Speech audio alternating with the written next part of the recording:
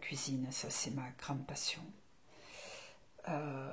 J'ai d'ailleurs été cuisinière professionnelle à un moment donné de ma vie.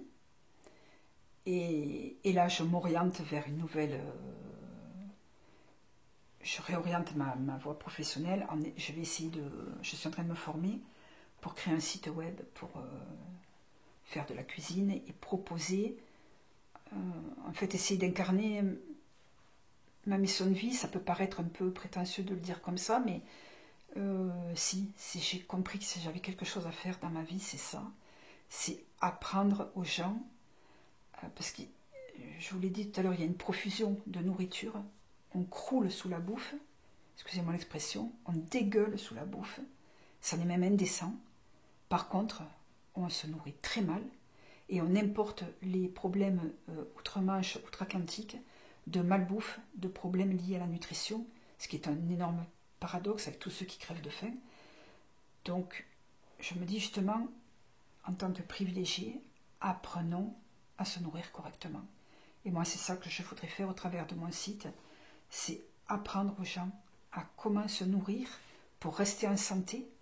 Et en plus, il y a des études scientifiques qui ont prouvé, ce que je suppute depuis super longtemps, le lien entre malbouffe, malnutrition et dépression. Voilà. C'est prouvé aujourd'hui qu'il y a des connexions neuronales qui font que moins bien vous alimentez, plus vous êtes déprimé. Et j'ai pu le constater chez certaines personnes que je côtoie. Je vous dis, où j'ai cette conviction très profonde. Donc voilà, moi j'aimerais faire ça, créer un site où j'apprendrai voilà, aux gens à se nourrir correctement. Parce que au-delà de, je vous dis, passionné par la cuisine, je suis passionnée par la nutrition en fait depuis toujours. J'ai toujours fait des fiches sur les apports alimentaires. Alors aujourd'hui on revisite, si vous voulez, un peu les trucs classiques, hein, c'est-à-dire lipides, glucides, etc. Même si ça reste, aujourd'hui on parle plus en termes d'index glycémique, etc. Mais il n'empêche que voilà, ça c'est un sujet qui me tient énormément à cœur et que j'aimerais développer, que ce soit ma dernière tranche de vie professionnelle. Et puis j'essaye de créer des recettes, même si ça reste très... je suis très inspirée de plus en plus. Peut-être parce que je suis aussi à l'aise maintenant avec toutes mes bases. Voilà, j'essaye de créer des recettes, puis des recettes, des basiques, quoi. Tous les basiques de sauces qui sont justement pas des sauces qui vous encrassent les vaisseaux là, avec tous ces lipides mauvais. Enfin, oui, j'essaye de créer des trucs bons, gustativement, et pour la santé. Je pense que c'est là où j'ai mon pouvoir créateur peut-être le plus... qui se libère le plus aujourd'hui. J'avais fait une reconversion professionnelle pour justement devenir cuisinier professionnel. Là, je suis repartie de zéro. C'est-à-dire que j'avais 45 ans, j'ai atterri en Picardie. D'abord en Allemagne, ça ne l'a pas fait, puis je suis partie en Picardie travailler. Je suis arrivée dans une cuisine. J'étais commis de cuisine à 45 ans. J'avais un chef qui avait 30 ans et 2 sous-chefs de 25 ans. Ils m'ont regardé comme un ovni. Qu'est-ce que tu fais là ? Avec tout ce qui va avec le milieu professionnel, hein, les humiliations, parler comme une sous-merde, excusez-moi l'expression, toutes les petits travers.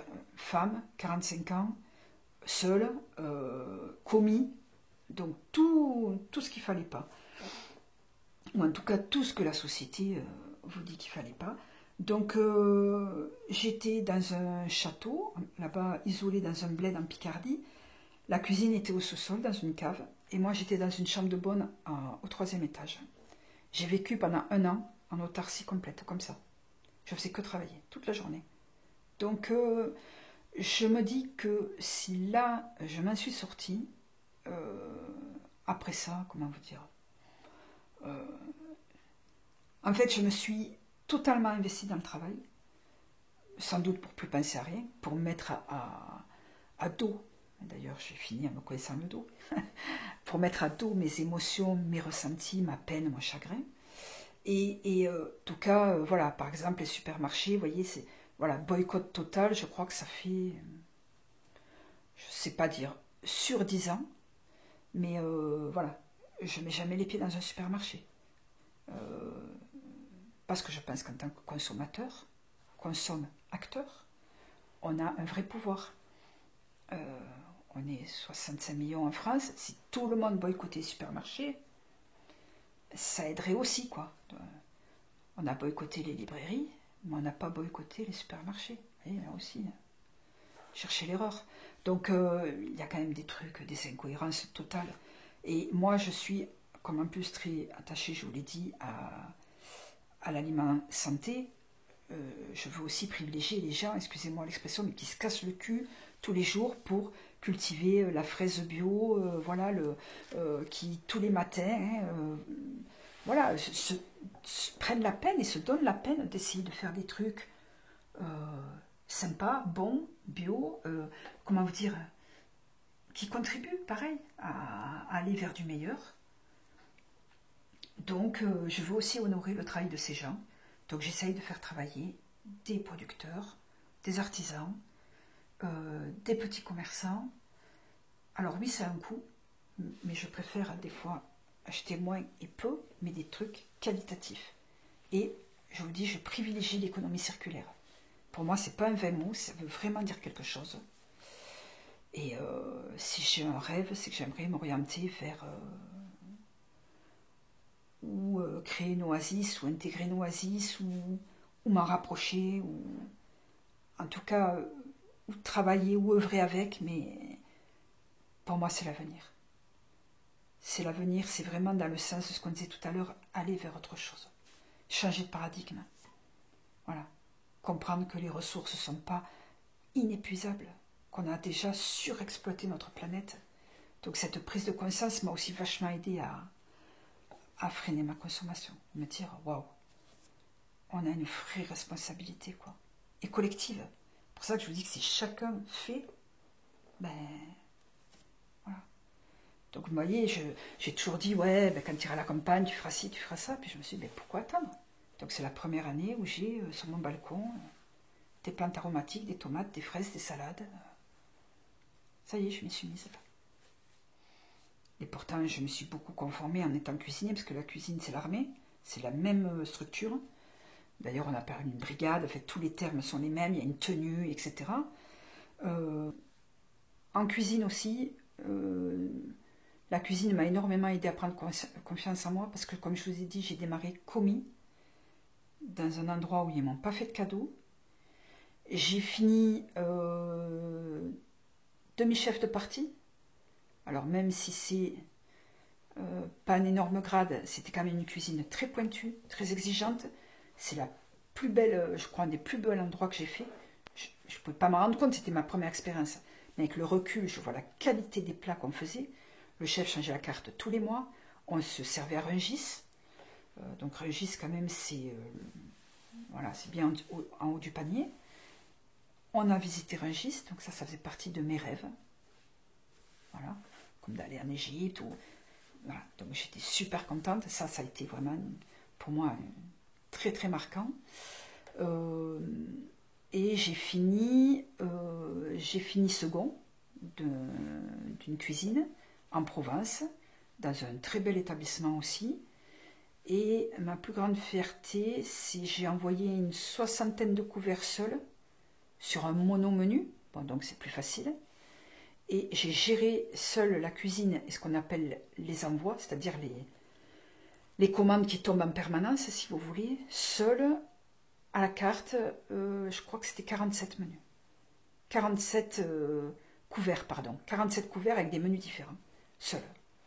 Donc au chaud, comme si vous étiez le chef, donc c'est vous qui donnez le tempo, qui envoyez, qui supervisez ce qui sort, ce qui rentre. Ouais, ça, je crois que c'est une de mes plus grandes fiertés. Ça, oui, parce que j'ai démarré vraiment... j'ai passé mon CAP avec des merdeux de 15 ans. J'ai rien contre, hein, j'ai été aussi une merdeuse de 15 ans. Mais après tout ce que j'ai subi de vexation, d'humiliation, de pleurs, de rage, de brûlures, de coupures, de travail acharné, de sueur, parce que vraiment, quand vous travaillez en plein été dans une cuisine qui fait la moitié de cette pièce, vous êtes 7, qui a tous les fours d'allumés, et que c'est 9h du matin, vous êtes déjà en nage, je peux vous dire qu'il faut une sacrée résilience pour s'accrocher. Ouais, je crois que c'est ma plus grande fierté. Ça, vraiment, Même moi, encore avec le recul, je me dis, putain, t'as fait ça, chapeau. Je sais que si j'ai pu faire ça, après tout, c'est easy, quoi. Moi, dans la cuisine, je sauve des vies à personne. Je peux améliorer momentanément. Mais je veux dire, il n'y a pas d'enjeu majeur, vous voyez ce que je veux dire? Mais n'empêche que quand vous êtes passionné par quelque chose, quand vous aboutissez, vous êtes quand même... voilà, c'est pas une fierté de... Comment vous dire? C'est pas pour faire de la gloriole, si vous voulez. C'est juste une fierté personnelle de vous dire, ben j'y suis arrivé, quoi. J'y suis arrivé.